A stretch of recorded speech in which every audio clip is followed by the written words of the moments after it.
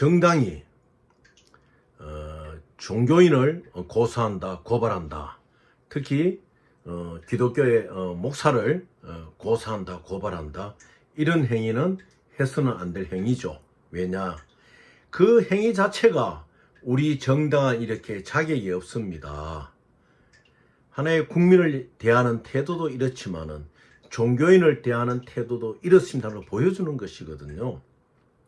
이번에 부산에 있는 세계력의 이제 손현보 목사님이 뭐 이재명이 죽어야 나라가 산다 이런 의미의 말을 했다고 해서 뭐 지금 민주당의 그 의원들이 뭐 벌떼같이 이제 뭐 손현보 목사님을 뭐 고소 고발한다 하고 이제 기자회견도 하는 걸 내가 보았어요. 그 뭐 뉴스를 통해서 보았는데 그것은 제가 온당치 못한 행동이죠. 한번 생각해 보세요. 만약 김대중 대통령이 살아계신다면 그걸 고소 고발하겠습니까? 자기 자신을 그 동해바다에 수상시키려 했던 그 군사 정권의 대통령도 용서한 사람이고 또 자기를 군사법정에서 사형 선고를 내고 사형을 시키려 했던 사람도 그 군부 살인 독재자도 용서한 사람인데 어떻게 그렇게 좁은 새가슴으로 이 나라의 국가 운영을 한다고 민주당을 완전 부끄럽게 만드는 거예요. 이재명 대표는 지금 정신 차려야 돼요. 비록 세계력의 손현보 목사가 이재명은 죽어야 나라가 산다. 왜 이 말을 했느냐? 한번 생각을 해보아야 돼요. 과거에 이제 제가 그 노무현 전 대통령하고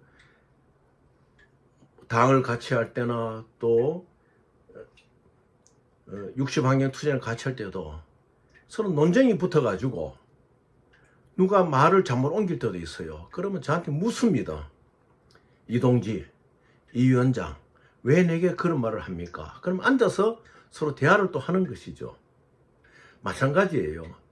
이재명 대표도 손현보 목사님이 이재명이가 죽어야 이 나라가 산다 이런 말을 했다라고 자기가 들었으면 이재명 대표가 한번 손현보 목사를 만나도 되는 거예요. 왜냐? 자신은 이 나라의 대통령이 되고 싶어가 지금 온갖 욕심과 온갖 깨를 내고 있는 사람 아닙니까? 그건 부정할 수 없는 거 아니에요. 그런데 어떻게 뭐 제가 볼 때는 그래요.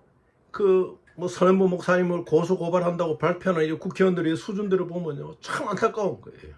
그래서 이 나라가 제대로 가기 위해서는 좀 뭐 남의 말을 가지고 자기를 비판하는 마저를 가지고 고소니 고발한다 이런 건 하지 않아야 돼요. 특히 기독교 목사에 대해서는 그렇게 하지 않아야 돼요. 특히 이 손현보 목사님은 고신교단의 출신이에요. 고신교단이 어떤 교단입니까? 일제 치하 속에서 신사참배를 거부하고 순교로서 참 마르투제 정신으로서 이 기독교를 지켜오고 예수의 십자가를 지켜온 이 교단이에요. 거기에서 신학 훈련을 하고 MDB 과정을 거치고 나앉아 그 촌에서 봉사하고 오늘날 참 이 시대에 중요한 메시지를 던져주는 목사님 아닙니까?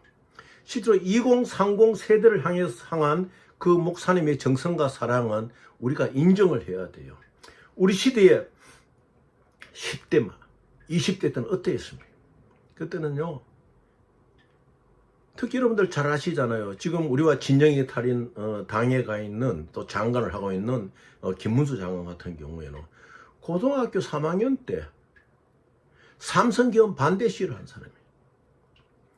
저는 그분과 20대에 같이 참 어울렸지만은 자기의 전 인생을 20대 인생을 30대 초중반 인생을 오직 군사 독재 정권하고 싸운 일에 몸을 바치고 온갖 고문과 고통을 받고 그 동생까지도 노조위원장 출신 아닙니까?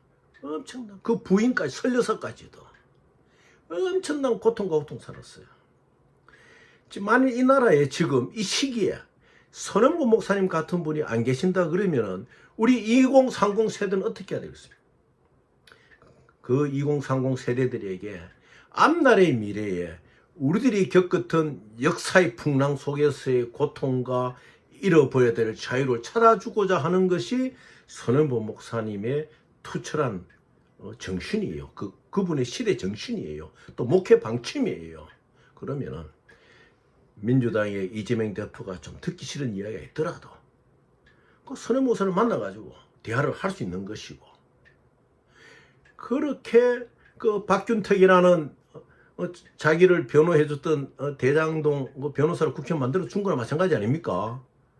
물론 우리 김대중 전 대통령도 과거에는 이수성 총리의 동생 이수인 교수를 불러가지고 전라도 영광입니까? 그 어느 지방에서 이제 막대기를 세운 국회의원 또 되게 한 일 있지만은, 그럼 박균택이가 2030 세대 세이브 코리아가 강주에 가서 자기들이 소리를 낸다고 그 소각장 쓰레기 매립장 가가지고 뭐 하라 이런 식으로 같은 대한민국 국민들을, 거기는 강주 시민도 있을 것이고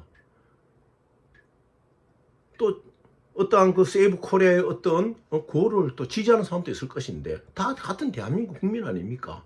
그런 사람들을 쓰레기장을 가라. 또 심지어는 이재명 대표는 무엇이라 했습니까?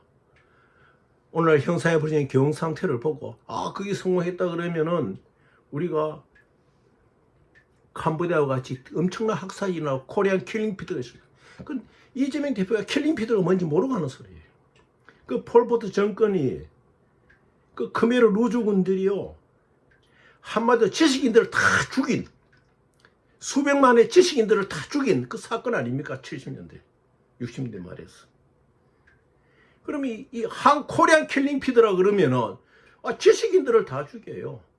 손에 꾸둥살이 베개있지 않는 사람이 있다 그러면은 그대로 잡아가 다 죽여버려요.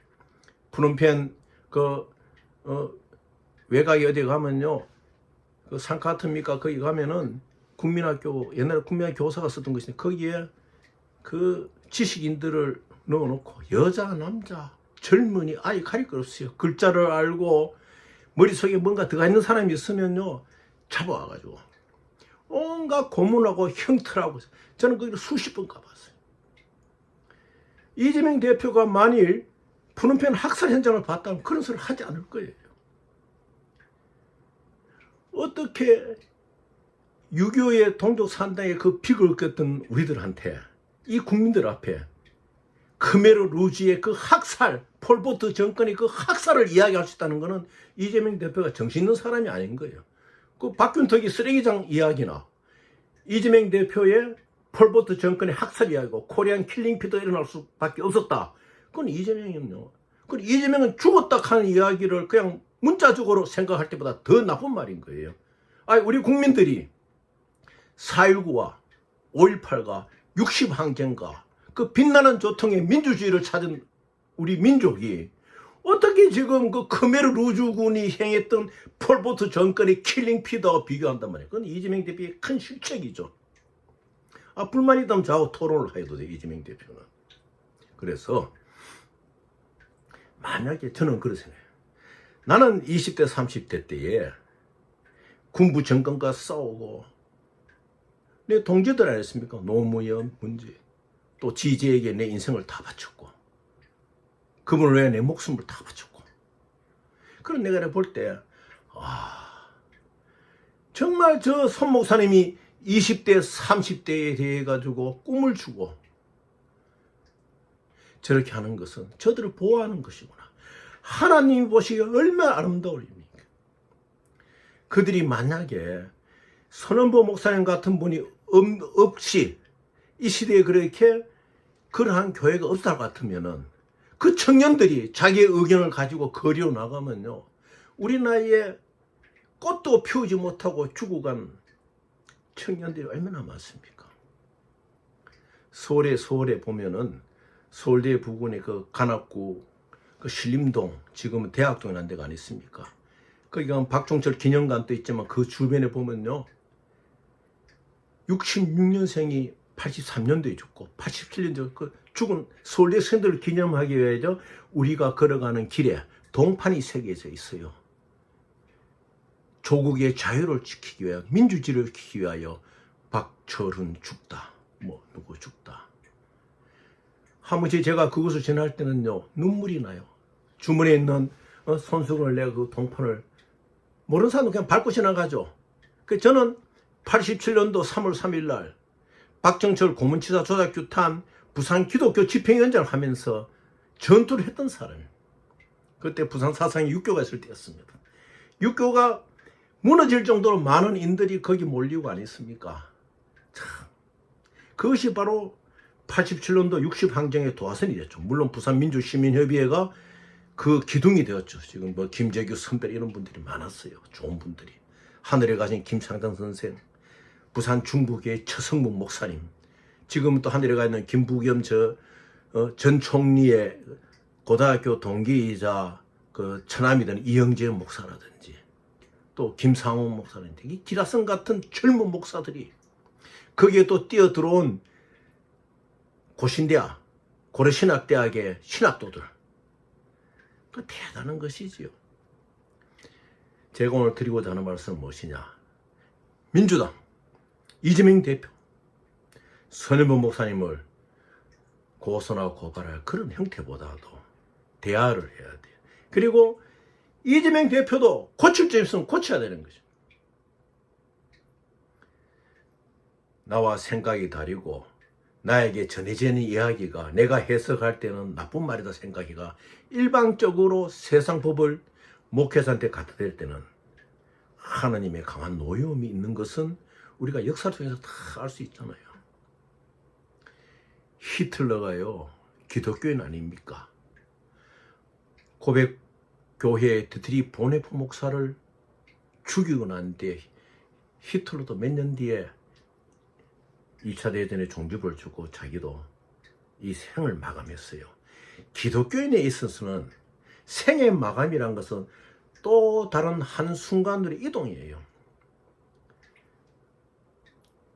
2차 대전 종전에 3년 전 디트리 보네포 목사가 이제 감옥에서 이제 이 사형수들은 집행 순간이 기교수가 아니니까 미교수 방에서 주변에 그 형제들에게 복음을 전하고 있을 때 이제 간수가 오잖아요. 사복 입은 간수가 그 당시에는 이제 데려가는 거예요. 사형장으로. 사복 입은 간수가 오면 아 내가 사형을 당하는 거 알죠.